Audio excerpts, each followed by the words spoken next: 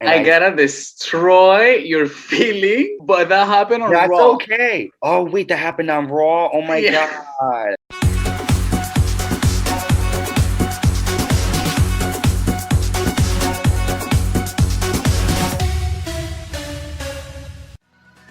Hello, guys, one more time, and welcome to Ring Royalty. Today, I have a very special guest for the first time ever in this channel. We have Anthony from World of WWE. How are you doing, Anthony? I'm doing good. How are you, man? I'm excited to be joining Ring Royalty today. How are The you doing? royalty, the crown. Well, I am a bit tired, but this video deserves some time, so I made time in my schedule because this Friday, SmackDown is going old school for some reason. We decided to rewatch some SmackDown episodes, and we're going to bring you the top 5 best women moments on SmackDown. We are going to make the best out of this video and try to give some variety to you. Before we start, anything that you would like to say, Anthony? Oh no, I'm just thankful to get to talk to you finally. We've been planning this. I'm excited that we're finally getting to do this. I'm just excited for more women moments to follow up on Throwback SmackDown. Is that what they're calling it? Throwback SmackDown? Or is it Like old school? I'm not like sure, anyways, retro, throwback, whatever? but it's something vintage. So, without any further to say, let's start with the video. So, Anthony, tell Okay. me, what is your top 5 moment? So this moment comes from March 23rd, 2000. Stephanie McMahon Helmsley, she slapped like the taste out of Linda McMahon. At the time, married to Triple H. She's a WWF champion. She's a WWF Women's champion. Her mother, Linda McMahon, has had enough of Stephanie being a brat, and she basically tells the $1 billion princess, "Shut up, I'm your mother." Keep it moving. And Stephanie did not take that. She slapped Linda McMahon, and you see Linda on the floor holding her, the side of her cheek crying, and Stephanie just does her evil smile. I think that was the first time we've seen mother and daughters get physical on a WWE programming. But yeah, I remember seeing that moment and being like, wow, like WrestleMania is heating up. Because at that time, it was going to be the McMahons were in each corner. Mother and daughters collide. And she also collided with her father, too. Like, this family, man. Woo. Don't go over for Thanksgiving dinner. Yeah, I didn't remember this moment, but now that I think about it, it was a pretty good moment. I think it was pretty edgy. Something that they wouldn't do now because it's PG, but back then they had a lot of permission to do whatever they wanted, and I think it fit the storyline. It wasn't just a random moment like some of the Attitude Era moments. So it makes sense. For my number 5, I am choosing 2020. Bayley turning on Sasha Banks. This storyline was great, and I think this was the perfect start to it because a lot of people were expecting for months now that Sasha turns on Bayley, and that never happened. It was the other way around, and it was a vicious attack. And I really enjoy heels. I prefer heels over baby faces. But for some reason, you never really see Bayley as this top heel, but she decided to change everyone's mind with this attack. It was really vicious, really aggressive, and with the chair spot, it was hard to watch at some point. You felt uncomfortable because you already saw that Sasha Banks was defeated. She was helpless in the ring, and she continued to go on and on.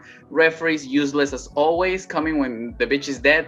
But other than that, I think this was a very monumental moment to establish Bayley as the top heel by herself of the SmackDown Women's Division. This was definitely my favorite moment of her title reign, and that led to the historic Hell in a Cell match between those two. That was a good match. And you said it right, like they used to be friends. So that history that they have and the fact that Bayley was just so willing to just step on that, like, ooh, like, for you said, friends don't last when it comes to the WWE title. So it's a big deal. And it's pretty worthy of this spot also because they've been teasing Bayley and Sasha for years. So when they finally pulled the trigger on it, it was like everybody was finally able to see what they could bring to the table, and they delivered. So great moment.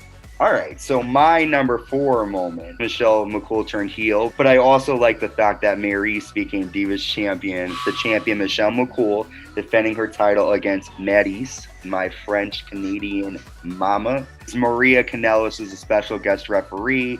And Michelle McCool at the time was kind of like the all-American girl, you know, like she was first Divas champion, she was tough, but she didn't really have like a sort of bad side to her. She was always defending the good people.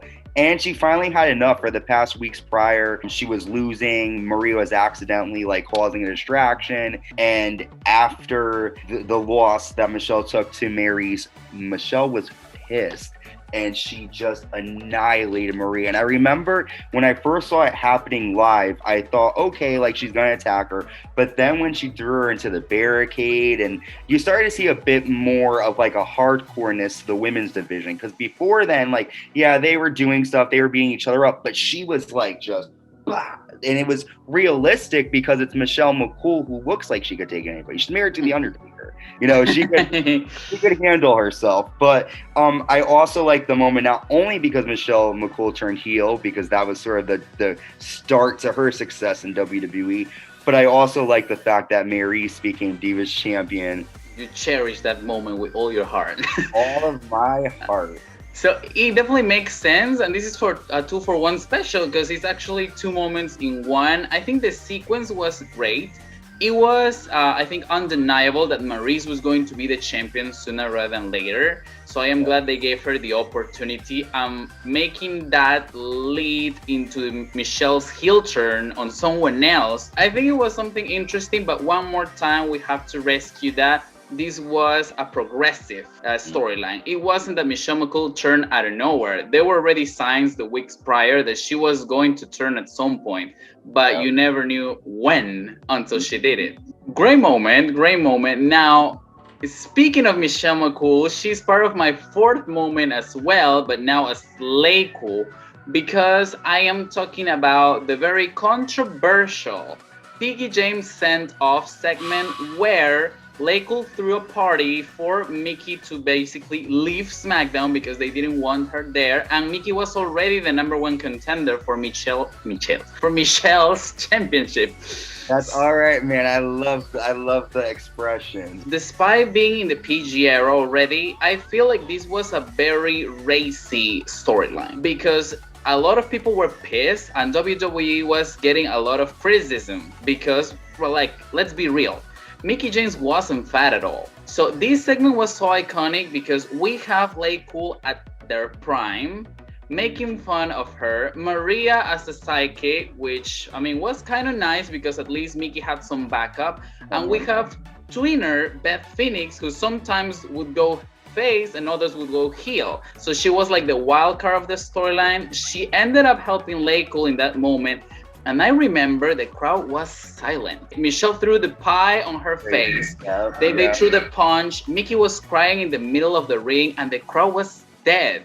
But I feel like they were in shock. They were not like ignoring the storyline, but they didn't know how to react because it was really edgy. There's no other way to say it. It was very edgy. I feel like we haven't and we won't see a segment like that again, but I am really happy that it happened because some people took it the wrong way, despite this was meant for Mickie to be the top babyface of the division and like cool feel like monster heels. I totally agree with you because everybody, whether you're a male or female, has been picked on. You know, everyone's felt like Mickie James with the pie in the face, everyone's picking on you, bothering you, and the fact that she was able to overcome and eventually we see her winning the title. And also it's another sign to show that you can't trust everybody. Like you said, with Beth Phoenix coming in, we didn't know what she was going to do. At first it looked like she was about to go after Mickie, but and it was entertaining. And for me watching it, I agree with you. I was kind of stunned myself because I was surprised they went like that. But if you look at it in hindsight, it was good for people and even young girls to see that and say, you know what, we're going to get picked on, but we will overcome it. Because that's kind of life, we can't control others. All right, well, here is my number 3 pick. This is actually an underrated pick. Stephanie going at her shirt.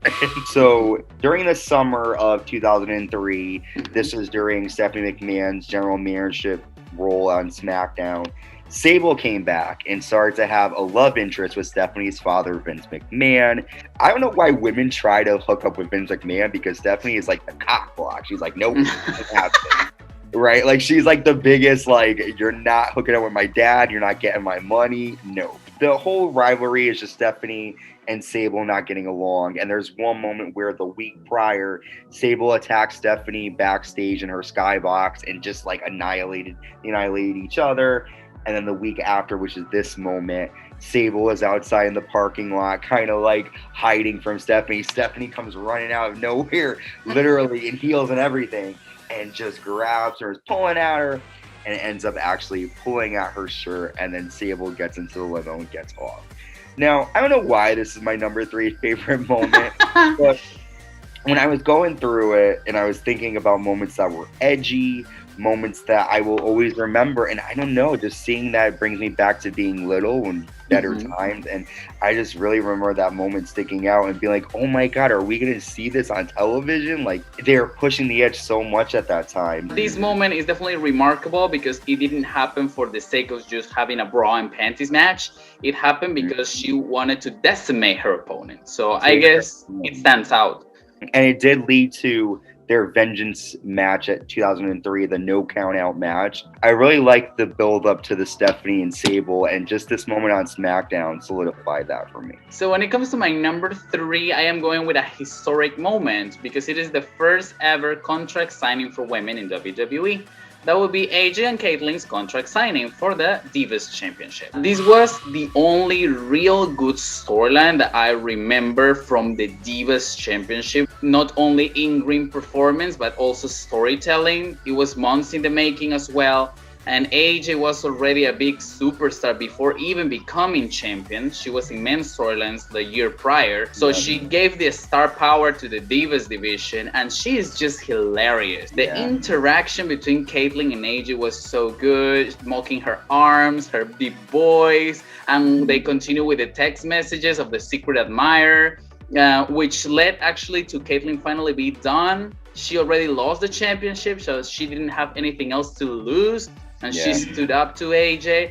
I love when Caitlyn backed up AJ against the corner with the table and started beating the shit out of her. And then the slap that she gave Big E sounded like it would rip my head off. And to close this beautiful segment, we had that spear that turned AJ inside out because AJ is such a great seller. And she literally looked decimated after that. She didn't even move a muscle, with Caitlyn taking the sweet revenge, sort of, before their rematch at Money in the Bank. A pretty memorable moment, if you ask me. Yeah, for sure. I remember, like, it was interesting because at the time, like you said, there wasn't really a lot given to the women. So for this storyline, like, this was a big deal. The Secret Admirer or the Payback, where she defeated Caitlyn for the title. And that match is just amazing too, you know? So I remember seeing this and being like, oh, wow, like, you know, they're starting to take women seriously again. It was a pretty good moment for them to have the contract signing. That's in the history books as the first one. It was really good, and they both deserve it. So pretty good really historic moment. It was a great rivalry and a great contract signing. I mean, come on, 2 women at the table.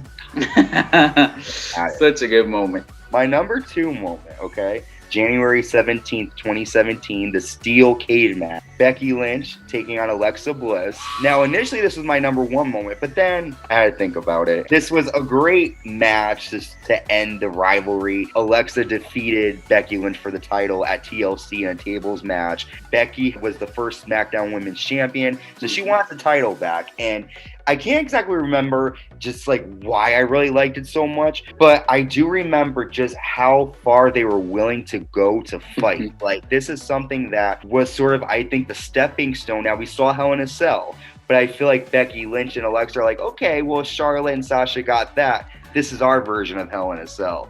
And I thought that they really gave it their all. But also, the moment that stood out to me was when we finally saw La Luchadora get unmasked. She helped Alexa win the match, but Becky Lynch was able to grab the mask and, surprise, surprise, Mickie James came back. I was so excited to see her because this was when SmackDown was sort of going through the change, because remember they were doing the draft and the possibilities. Who can she fight now? And La Luchadora just kept getting involved for weeks and weeks. So it was exciting to tune in to try to see, is she going to get her mask ripped off this week? So just the continuation of the storyline was really good. And just to have this kind of be Alexa's and Becky's final match against each other, I thought it was great. So that's my number 2 down. I am liking your moments because you always get these 2-for-1 special. That's right, man. I try. Give the people what they want. Well, I have to say, you can watch my opinion over here. In Everything Wrong with Mickie James' return, they missed many opportunities. She was stuck as a psychic, but that's another story. It's terrible, dude. She had a crazy match with Asuka in NXT at Toronto, TakeOver Toronto. I mean, she could do it, and now we'll probably have to see her do it somewhere else, but she still got it. Yeah, it was a pretty good moment for sure. My number 2, it's going to be another historic moment, and that is Carmella cashing in her Money in the Bank briefcase. The first and for me only time we saw a real women's Money in the Bank holder. Because I mean, if you remember correctly, Alexa and Bayley, both of them cashing in on the same night. Asuka last year was handed the championship because of Becky Lynch getting pregnant. So Carmella was the only woman that actually got a wrong with the briefcase, and she had a lot of false cashing in moments, but it never really happened until SmackDown after WrestleMania. Charlotte just had that amazing match with Asuka for the SmackDown title.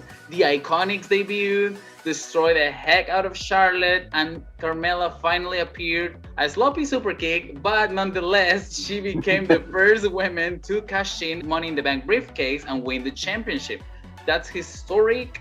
I am praying that this year's Women's Money in the Bank is a good match and that the winner gets a good run with the briefcase, because I think it's been a long time coming by now. 3 years. Mella was money, and she wasn't playing with Charlotte Flair. She told her, you might be a Flair, but I'm Carmella.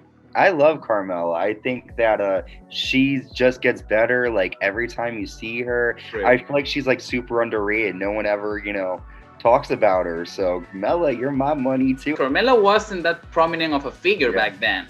But they found a perfect way to do it. They decided to finish the Asuka and Charlotte historic moment first, and right after that was over, giving Carmella the spotlight. I feel like for once, WWE really knew how to build someone to be the top star of the division, in that case, Carmella. Sadly, that's been the only time Carmella has received something memorable, but she still has some years in her career, so probably we'll see something like that again in the future, and also with another Money in the Bank holder. Before we finish with our number 1 picks, we need to go through some honorable mentions. I'm gonna let you start with this part.